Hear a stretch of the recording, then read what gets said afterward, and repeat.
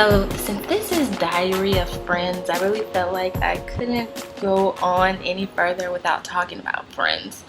Um, I cherish friends. My friends are my family. With all my close friends, there isn't one person that I would feel uncomfortable discussing, sharing anything with. They take in my pain, I take in theirs. But there's nothing like a best friend. Kendra, Melanie, Harley, oh my goodness. When I say my best friend is so amazing, I could go on for hours talking about how amazing she is. But, you know, there are no words that can describe her as well as if you saw her in action. I mean, we've been friends since sixth grade. Um, we've had ups, we've had downs, we've had tears, and we've been there for each other the entire way. Now, there is a difference between friends, best friends, close friends, and associates. So I have thousands of associates because I don't discriminate with anybody. Like, I'll talk to anybody, I'm nice with anybody, and I go into any type of friendship with the mentality of you have my trust until you break it. Some people are opposite. A lot of my friends are you have to earn my trust. No. I'm no big judgmental person. I'm not going to give you a hard time. No. You have my trust until you break it. So when I give you my trust and I'm not familiar with you, you're in the associate pile. And I've had a lot of people graduate to the friends pile. But it's so hard to really consider someone a close friend because I've had so many for years who have just set the bar really, really high, extremely high. So, what about your What's going friends? on, y'all? This is me, Derek, checking in again with Diary of Friends. Actually, I'm in the bed chilling right now. I was a little bit tired from working all day, so right now I just came home, hit the bed. I haven't even showered yet, but anywho, today I'm gonna talk about relationships with families, and this is something a lot of people experience, like forgiving family members for doing you wrong and like moving past it, because at the end of the day, family is important and it what matters to you. Um, okay, I'll start with talking about my relationship with my mother, my biological mother. It's no secret she really didn't raise me. My father did with my grandmother and helped my auntie. They all played a big major role in me becoming the man I am today. But my mother really wasn't there. And for me, I really never had any resentment towards her for it. You know what I'm saying? But to other people, they think I always had like hitting problems and things of that nature. But I think in the long run, I kind of have, and I kind of did.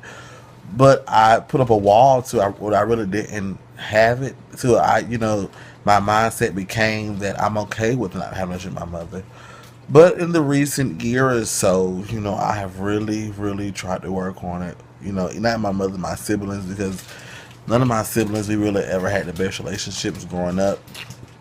Mainly because a lot of us raised in different households, different family, grew up with different ethics and things of that nature. You know what I'm saying? So that played a big role in it. But like I said, the last year I have really worked on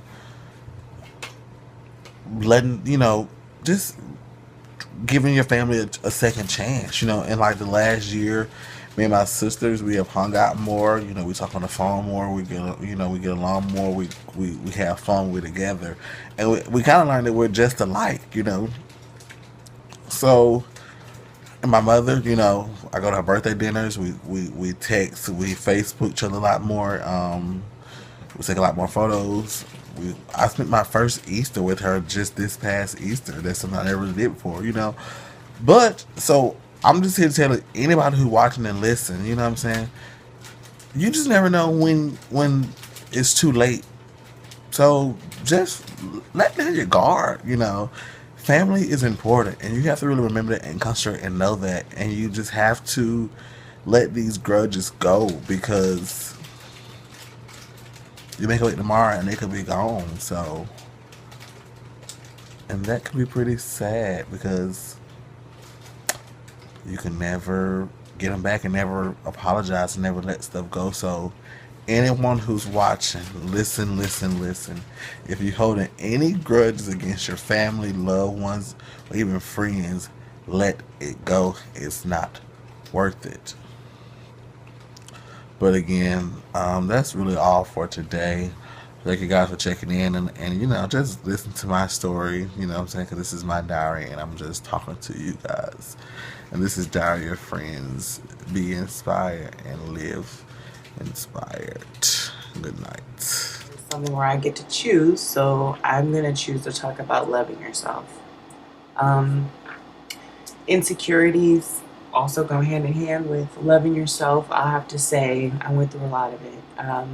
Growing up as a plus size girl was definitely hard all the time. Constant everyday battle, even up until now. Even up until now. Very vaguely now, but definitely up until now, I still have issues sometimes, just with judgmental people or people who aren't accepting of plus size people like me. Beautiful or not, it doesn't matter. You know, people will have a conception of you or a misconception, and it's frustrating because it's like you're dealing with yourself on a day-to-day basis, and people want to go and tell you that there's something wrong with how you look, and it's the hardest thing to deal with. And I must say, it definitely is just one of the hardest things to deal with because you're trying to impress people every day is what it turns into. You're like, well, gosh, if I wear this, am I going to look fat or am I going to look like this? And, you know, there's dressing to impress, and then there's over obsessing with how you look and how you dress because you're insecure. That's the bottom line. You don't love yourself. You don't like how you look in your clothes. So you over evaluate yourself, and you just to where you're stressed out. Basically, you're obsessed with getting new clothes or obsessed with getting a new hairstyle. Like me, I was cutting my hair, chopping it off, dyeing it different colors, doing bizarre things just to try something different, just to see if it will make me feel better. But really, at the end of the day, it's me that couldn't make me feel better because I didn't love myself. And you have to love yourself no matter who you are, what you do, how much you get teased and antagonized. You know, as a kid, I was named Lacey Harry because I had hairier arms and legs than most girls. Whatever, dude, that was me, but it hurt my feelings. It did. And my last name is Harris, so I guess they thought they were being funny. But kids can be so ratchet. I pray for my kids and that I have in the future. That's for sure. Because being different, being black and white, being fat, being overweight, pretty much, it's just going to cause a lot of issues because people are so judgmental, so judgmental. And you have to look past that, and you have to say, you know what, you might think what you think of me, but I love me, and I love all the rolls on me, or I love the freckles on my face, or if you have bad acne, I love the acne on my face, I'm dealing with it. Oh well, at least on the inside I'm not ugly, because those people are ugly for judging you. And that's what you have to remember at the end of the day is I love me because I know I'm working on me, and my outside appearance doesn't matter because someone's going to love me for me. Trust me. You don't just see people coupled up who are the perfect Barbie size image. Like, I see so many couples that are so randomly looking. They don't look like me, you, or anyone I know, but they're in love, and that's all that matters because the outside doesn't matter. Your outer shell does not matter. It matters on while you're on Earth, but once you go up to wherever you're going or where you've decided to go, this is nothing but a shell. Your soul is everything. So you have to love yourself. You have to be one with your soul.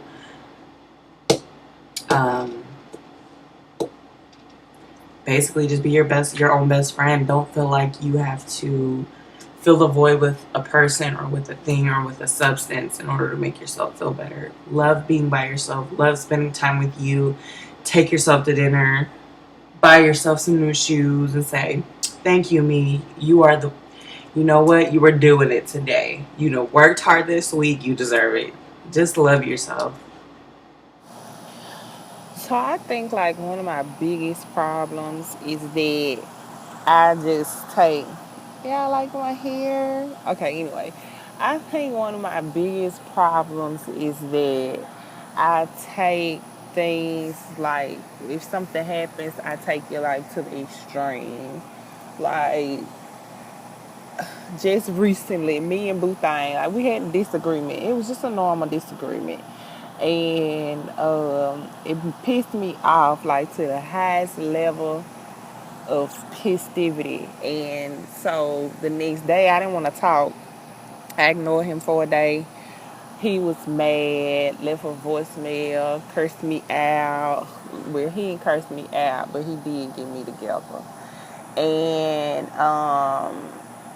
it was more like, oh, okay. So I got over it maybe the next, not the day that I ignored him, but the day after that. In between, like, something happened and I wanted to, like, tell him about it, but I couldn't because I was ignoring him. So I was like, well, I'm really over it by now.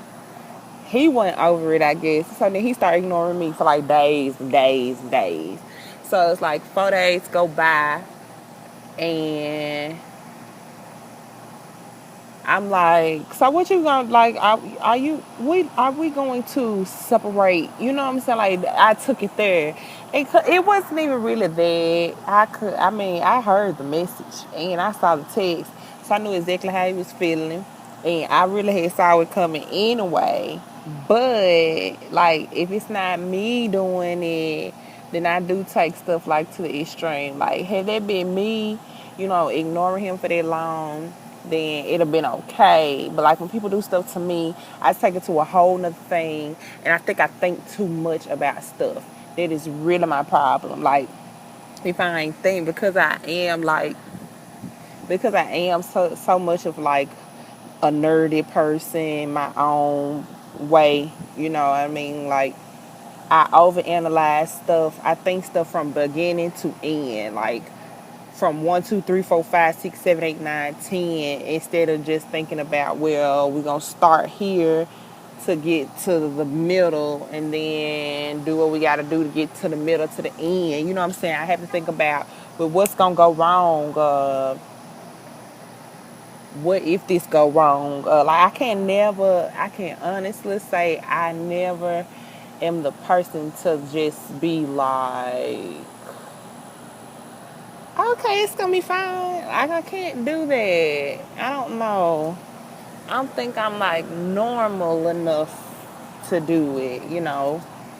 I think like I don't know. I think too hard about everything, and some stuff shouldn't even be thought about, that hard. I'm sorry. Excuse him, y'all. He's so mean too. But everything shouldn't be thought about that hard. You know what I'm saying? I can never be like the optimistic person. I always got to, unless somebody else, like my friends got a problem. But when it comes to me and my situations, it's just, if it's not how I think it should go, it's bad. Or if a plan is going to affect, I have to think about, well, what if A don't work? Or what if A do work, but then A.5 on the way to B mess up? Or it just can never be that. And I think like that's the reason why a lot of my relationships like go awry. Like it just go bad. And I'm not saying it's my fault because I done had some dog dudes. But I'm just saying like I feel like at some point if an argument occurs, it's because I was thinking too hard about something that wasn't even that important and I made it into a big deal. I really need to stop doing it. I really need to learn. Eventually I will, but like, I'm only 25, so I'm a work in progress.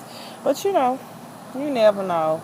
I just wish it was like I just wish it was just something in my head that'll say, Sierra, stop.